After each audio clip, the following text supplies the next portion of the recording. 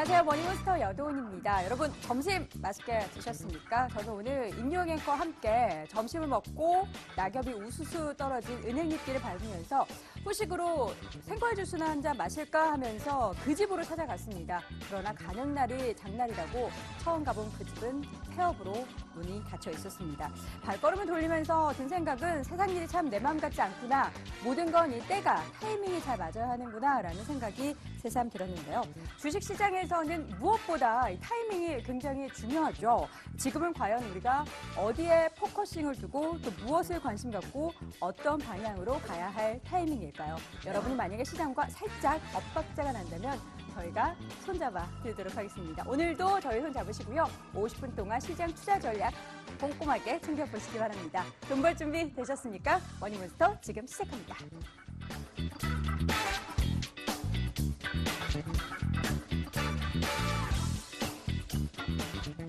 자, 오늘장 양시장 모두 하락세 보이고 있는데요. 코스닥 시장의 낙폭이 훨씬 더 강하게 나타나고 있습니다. 양시장 현재 시장 상황 확인해 보도록 하겠습니다. 코스피 지수는 그나마 외국인의 매수가 점차 확대가 되면서 1970포인트선은 회복은 했습니다. 현재 구간 0.17% 하락하면서 소폭 내린 1971선의 흐름이 나타나고 있고요. 수급 보자면 외국인의 매수가 최근에 3거래일째 지속이 되고 있습니다. 하루하루 사는 폭이 600억대밖에 되진 않지만 그래도 3거래일째 이어지면서 오늘장 현재 구간에서도 625억 원가량 순매수하고 있고요. 이 가운데 기관의 매도가 3거래일째 나타나고 있죠. 오늘장에서도 현재 구간 575억 원가량 팔고 있습니다. 개인도 현재 205억 원가량 팔자를 나타내고 있습니다. 코스닥 지수 오늘 전반적으로 크게 하락을 하고 있습니다. 화장품, 엔터 또 관련돼서 바이오주까지 하락세를 보이면서 1%대 넘게 조정 보이면서 현재 8포인트대 내린 611선 흐름이 나타나고 있습니다. 수급 보자면 현재 구간에서 이 개인만이 사고 있습니다. 422억 원가량 사고 있는 가운데 외국인 기관 동반 매도 기관은 237억 원, 외국인은 125억 원가량 팔고 있습니다. 환율 시장 넘어가 보도록 할까요? 지난 금요일장 1183원 선에서 마감했던 환율 다소 진정은 됐지만 여전히 1180원 선 후반의 흐름이 나타나고 있습니다. 다시 오후장 들어서면서 시장은 탄력을 받으면서 1184원 선까지 현재 올라 있는 상황이고요. 현재 1원대 오른 1184원 선 기록이 되고 있습니다. 전반적으로 오늘 시장에서 특징적인 종목과 섹터는 과연 무엇일까요? 임요영 앵커와 함께 체크해 보시죠.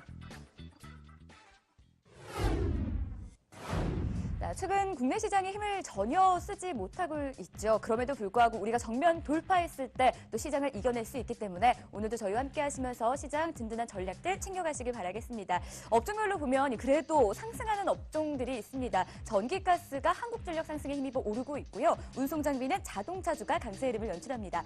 이 가운데 하락하는 업종수가 조금 더 많다 보니 점검하겠습니다.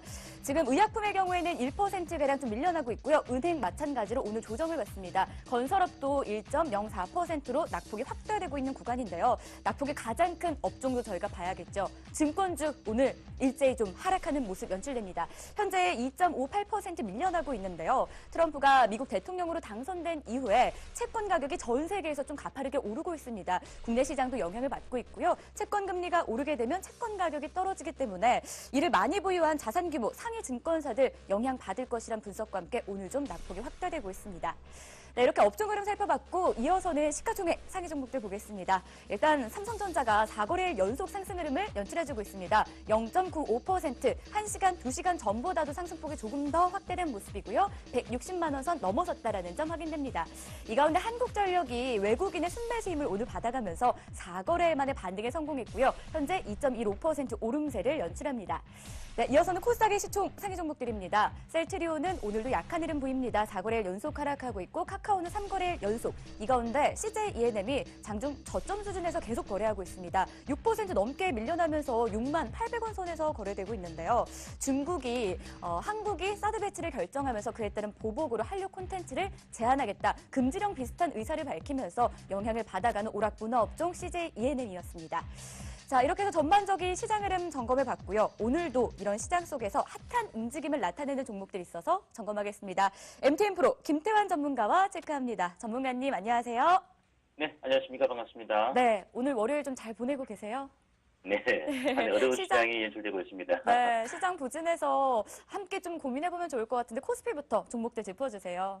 네, 일단 코스피 시장의 특징주부터 먼저 좀 살펴보도록 하겠습니다. 자, 첫 번째 좀 살펴볼 종목은 현대중공업이 되겠습니다. 최근 들어서 현대중공업이 비조선 부분의 분사를 결정함과 동시에 52주 신고가를 보여주면서 강하게 좀 치고 올랐던 그런 모습을 보여주었는데요. 자, 중요한 것은 이제 조선주도 마찬가지로 건설주도 마찬가지가 되겠지만 신규적인 수주 자체가 꾸준하게 좀 증가세를 보여줘야 되는 것이 사실입니다. 최근에 현대중공업 같은 경우는 물론 이제 인적 분할을 결정을 하고 난 이후에 재무구조 개선을 위해서 하이투자 정권에 대한 매각을 좀 우리가 노력봤지만 실제로 가격적인 부분 자체가 좁혀지지 못하면서 잠정 중단된 그런 상태고요. 또 연간 좀 수주 목표액을 다소 좀 하향하는 그런 모습도 좀 나타나고 있는 그런 모습입니다. 그만큼 아직까지도 결산 실적으로 올해는 상당히 좀 좋은 모습을 보이고 있지만 여전히 신규 수주가 증가세를 보이는 데까지는 좀 시간이 걸릴 것 같아서 수주 절벽이 아직은 심각한 그런 모습이다라는 부분을 말씀드리고 싶습니다. 자, 현대중공업 차트를 보시면 현재가 주가 자체가 15만 8,500원, 0.9% 정도 강보합 정도 수준을 보여주고 있는 그런 모습인데요. 자, 최근 들어서 거래량 자체가 아직까지는 증가세를 보이지 않는 구간 가운데 최근 기관들이 매수에 꾸준히 유입됨과 동시에 외국인들도 좀 매수에 가담이 되어져 있는 그런 모습입니다. 인적 불알과 관련된 실질적인 그 비조선 부분의 분사와 관련된 기대치는 있는 그런 모습이지만 시장 상황에 따라서 현재 주가 자체가 여기서 강하게 치고 올라가기보다는 어느 정도 지지력을 좀 보여주는 그 구간을 우리가 확인을 해봐야 되지 않을까 이렇게 보여집니다. 현재 보유하고 계신 분들은 15만 3천원, 15만 4천 정도 구간 자체가 지지가 되는지 여부를 좀 지켜보고 난 이후에 대응하시는 것이 좋지 않을까 이렇게 보여지고 신규직 매수 관점은 제가 보는 관점은 여기서 우리가 목표 수익률을 크게 잡기는 어려운 그런 구간이니까 오히려 눌림목이 들어오는 구간이 오히려 오지 않는다면 오히려 신규 매수는 필요한 구간은 아니지 않겠는가 이렇게 말씀을 드립니다. 따라서 현재 의견은 제가 중립 의견을 드리겠고요. 보유하고 계신 분들 조금 더 지켜보시는 전략이 필요하지 않을까 이렇게 말씀을 드립니다. 두 번째로 살펴볼 종목은 이제 말도 많고 탈도 많은 대우건설이 되겠습니다. 트럼프 당선 이후에 주가 자체가 급반등을 보이면서 크게 또 올랐다가 11월 11일이죠. 7,600원의 고점 대비 그날부터 공매도 물량들이 좀 출회가 되었던 그런 모습인데요. 일단 3분기 감사인의 감사 의견, 분기 보고서 감사 의견 거절이 나왔던 그런 모습입니다. 물론 이제 반기나 결산과 달리 거래소의 제재 조치는 없는 그런 상황인데요. 자, 그리고 난 이후에 15일 날 급락하고 난 이후에 주가 자체가 최근 단기간에 엄청난 급락폭을 보이면서 많이 떨어졌던 그런 모습이죠. 자, 오늘 같은 경우는 대우건설의 주가 자체가 일단 반등이 좀 들어오고 있는 그런 모습입니다. 5g 만에 반등이 들어오고 있는 그런 모습이지만 제가 보는 관점에서는 이 종목 자체가 여기서 최근에 공매도 물량들이 기관을 중심으로 많이 쏟아졌기 때문에 일시적인 반등 이후에 또다시 하락할 수 있는 가능성은 있다라는 부분에 우리가 좀 초점을 맞춰보셔야 되지 않을까 이렇게 말씀드리고 현재 기술적인 반등이 들어온다면 5천 정도 중반선에서 넘어가는 구간에서는 일단 매도 의견을 좀 드리고 싶습니다. 그리고 만약 이 구간 자체가 여기서 좀 더 밀려내리는 구간 가능성이 있기 때문에 현재로서는 제가 보기에는 신규 매수도 아닌 그 구간이죠. 따라서 대우건설은 현재 시간에서는 제가 보는 관점에서는 좀 중립 의견을 드리면서 기술적 반등군에서 물량을 축소, 좀 더 밀려내리는 구간을 기다려볼 수 있는 전략이 필요하지 않을까 이렇게 말씀을 드리겠습니다. 네, 현대중공업 지켜보자. 조금 더 우리가 볼 필요 있겠다라며 중립 사인을 주셨고요. 이어서 대우건설 마찬가지로 현재 구간에서는 좀 지켜보자. 중립 사인 역시나 나왔습니다. 자, 이어서 코스닥으로 넘어가 보겠습니다. 코스닥 시장에도 분명히 볼만한 종목이 있을 것 같아요. 네, 일단 코스닥 시장에서 오늘 약세장 국면 속에 좀 뭐니 해도 좀 강하게 떠올랐던 것은 이 조류 인플루엔자 관련주 아닌가 이렇게 보여지는데요. 자, 볼 종목은 타로부터 좀 살펴보도록 하겠습니다. 일단 조류 인플루엔자 확산 소식과 더불어서 백신주들이 급반등이 들어오면서 일거벳이나 타로 이와 같은 종목들도 강세를 보였고요. 대체적으로 수산 관련주도부터 시작해서 마스크 관련주죠. 50이나 웰크롬, KM 이런 주가들도 동반적인 급등을 보였던 그런 모습입니다.